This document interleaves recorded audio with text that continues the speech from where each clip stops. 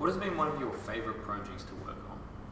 Well, it'd have to be Rex Bionics, because one of the founders of the business came around and saw us and said they'd had all of these different companies in Auckland trying to come up with the main hip assembly, and they hadn't managed to do it, and somebody said it couldn't really be done, and it really annoyed me, and I felt like I really had to get that component working well, and I saw the background of the component and how it was going to actually affect a lot of people's lives, and Robbie really sold that to me, and so I pushed really hard for several months to come up with a component that would actually satisfy all of the issues, and it was really satisfying. What was the main challenge you faced with this project?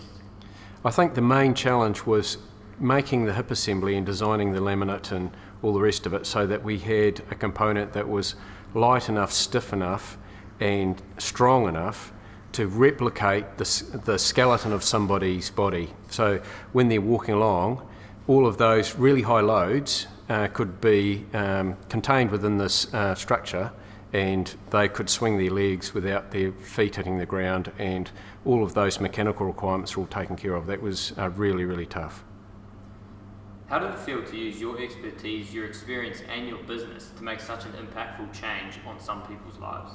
That project was probably the perfect storm. There was Robbie with the Rex Bionics guys, there was the end users, so people that were paralysed, and there was the technical requirements in the component itself that was really difficult and really taxed all of our abilities. So in a way, it was actually the best project you could think of working on.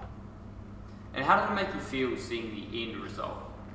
It was actually really quite satisfying to hear stories of and talk to people that have used the machine and how it had actually changed their lives. People that went to have beer with their mates, and instead of sitting in a wheelchair and kind of looking up to see who might come along and talk to them, they could actually walk around a room full of people in a party situation and actually talk to people. There was a woman who had a machine fitted to her, and she went and looked out the window for 40 minutes and nobody knew what was going on, and she said, "I've never looked out the window before." So it's just really, really, really cool stories.